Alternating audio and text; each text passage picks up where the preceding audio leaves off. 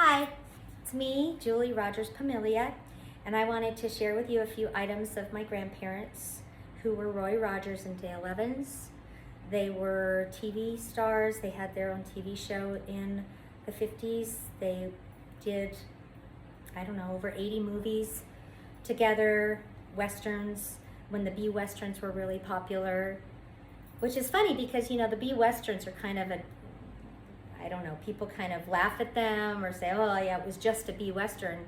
But the reality was the studios weren't able to do those great big sweeping giant, screen Westerns with John Wayne unless they had the money to do it with, and that's what the B Westerns provided them with. They were the bread and butter of the studios to be able to make those big Westerns. So they were very crucial in the whole Western genre of movie making.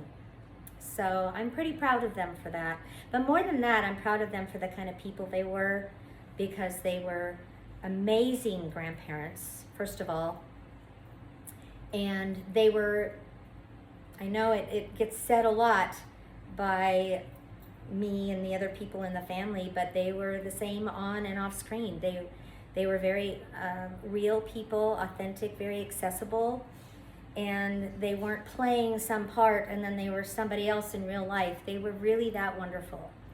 And I had a front row seat growing up with them every Friday night, weekend, going over to their ranch for dinner and playing. It was just a magical upbringing. But I talk about that in my book. I just wrote a book called Your Heroes, My Grandparents, A Granddaughter's Love. I didn't set out to be a writer. I just wrote it for my sons, my grown sons, because I wanted them to have some kind of legacy of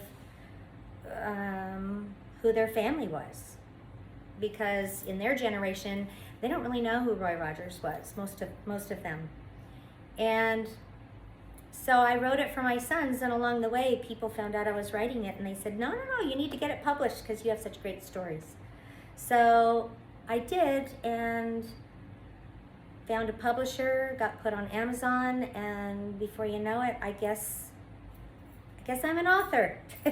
I'm a school teacher, but now I'm an author. Okay, so I just wanted to show you some of the costumes that I ended up getting over the years. And a lot of times, Grandma would say, oh, Julie, I have something in my closet that would look fabulous on you. And I'd think, no. Because usually it was something pretty horrifyingly ugly. And I didn't appreciate it at the time, but I was gracious and I took it and I said, oh, thank you, Grandma. And I would put it promptly into my Halloween costume box. And then later, as I got older, as it so often happens, that you start kind of appreciating your life, I started getting them out, and then I'd see, oh, she's wearing this in this movie or this TV show or whatever. And so I started making kind of a game of finding a picture that goes with the article of clothing. So that's been kind of fun. So the first one over here is a very sequiny, sparkly dress that she wore on the Barbara Mandrell show, among other things. I know she wore it other places, but it's pretty hard to get into. You feel like a sausage wearing it. It's like a sausage casing. And you have to be like either very fit to wear it or, wear like 3 different pairs of Spanx underneath it so it sucks everything in. And it's got this like dangly thing that just, she wore it sometimes over it, or sometimes she wore it kind of off to the side. I don't know, but it's a gem, and I ended up with it in my closet for some odd reason. She thought it would be great on me, and every time I get into it, I just laugh because it's really hard to get into, and I just think, Grandma, liar, liar, pants on fire. It's not what you said it was. It's a difficult dress, but it's fun to have. So this is a full-length sequin gown, one of her costumes. This is another costume of hers that she wore on the Perry Como show. And as you can see, it's all black velvet or velveteen, whatever. I think it's velvet. And it's got Rick Rack. Remember Rick Rack? Yeah, that brings up an old memory.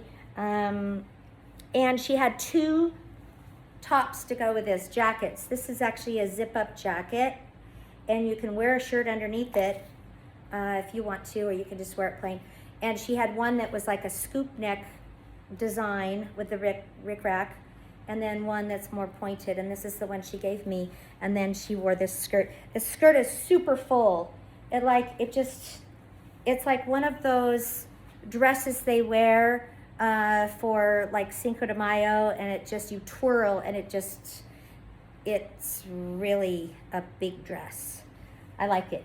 I didn't at the time, but I'm glad I saved it because it's cute. It's fun to wear, and there are some pictures, some still PR pictures with her wearing this dress, and like I said, she wore it on the Perry Como show and lots of other different places.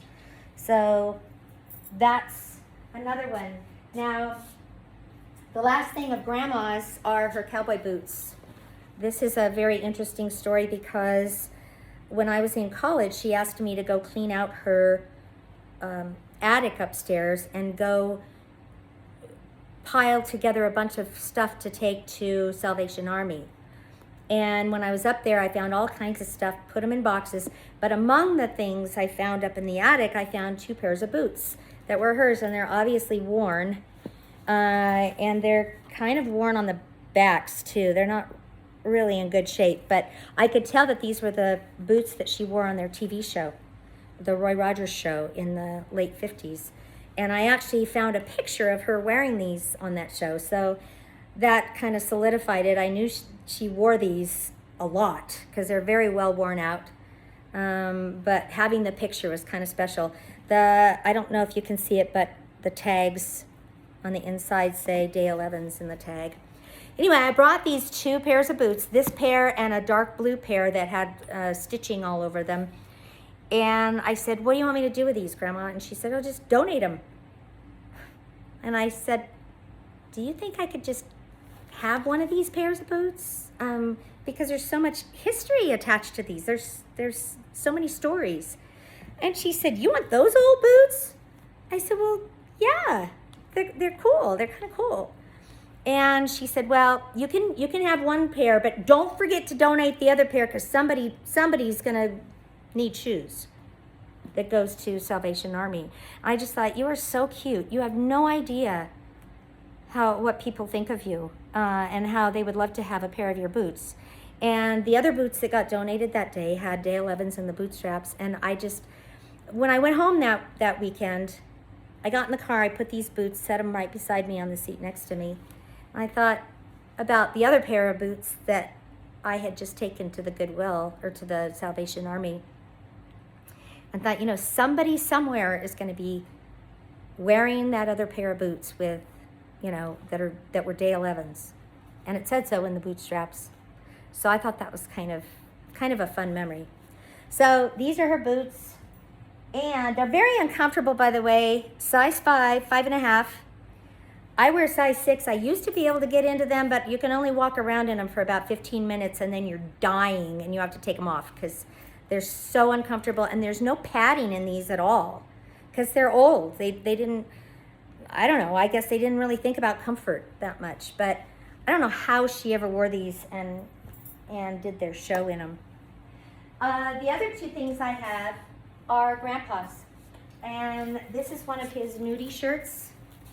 It's strange because there's a red apple on the back, but on the front, it's all orange and green and yellow.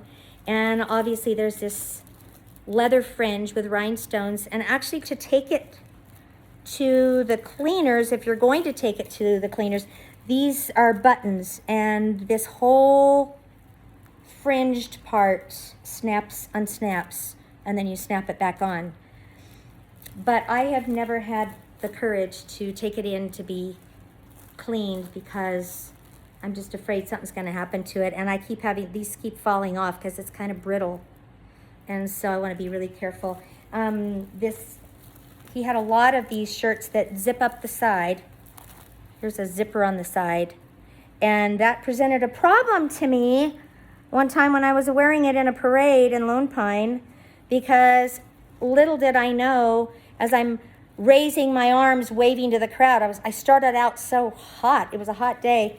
Then I thought, wow, a breeze has really come up. No, I didn't realize that my whole shirt was unzipped from, below my waist to my armpit. And so no wonder the people were laughing and smiling. I thought, wow, I'm really something, aren't I? No, I just was unzipped. So this was a classic wardrobe malfunction as far as I'm concerned. And anytime I wear it now, I make sure that I put a safety pin at the bottom. But these shirts are really hot. They're wool, gabardine, they're super hot. But Grandpa liked them because they wore well and they didn't show lots of wrinkles and wear and stuff like that. So that's why I did it. The last thing that I have of Grandpa's is his hat. He always had the double, later on anyway, he had the double crease in the brim, and he did that himself. He would jump in the shower, wet the whole hat, and then just, do it himself. He would roll it, and then he would take one of Grandma's scarves. Her scarves started going missing, and she wondered where they were going, and she found a whole row of hats, and they had her scarves tied up to keep the brim up. And the funny thing about this hat, he gave this to my dad, and my dad passed it on down to me. And the funny thing is, by the time I got it, my dad hadn't worn it, but Grandpa had, and it had sweat stains, as you can see, in the brim of the hat. And I thought, I should go get that cleaned. So I went down to the country store in Ventura, Van Nuys, excuse me. And it's a really good place to bring things because they're used to working on high-profile pieces and things. So I said, I'd like to get this hat cleaned. Well, he turned it over, and he saw that in the brim is Grandpa's name, kind of engraved in gold there. And he said, wait, is this really Roy Rogers' hat? I said, well, yeah.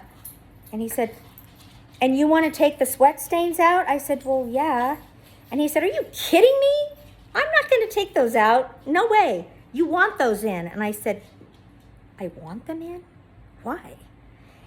I guess that's just a case of growing up with somebody and you don't realize the importance of the reality, realistic sweat stains in it. So I guess the sweat stains are here to stay, and that's my story. So thank you for listening. I have other things that are kind of fun to share, but I thought I'd just start with this and see how it goes. And if you like it, and press like. And if you're so inclined to read and like hearing more of these stories, I have a book that you can find on Amazon or Barnes & Noble or any website. So thank you. And as our family always says at the end when we're leaving, and you just got to have those in our family, happy trails.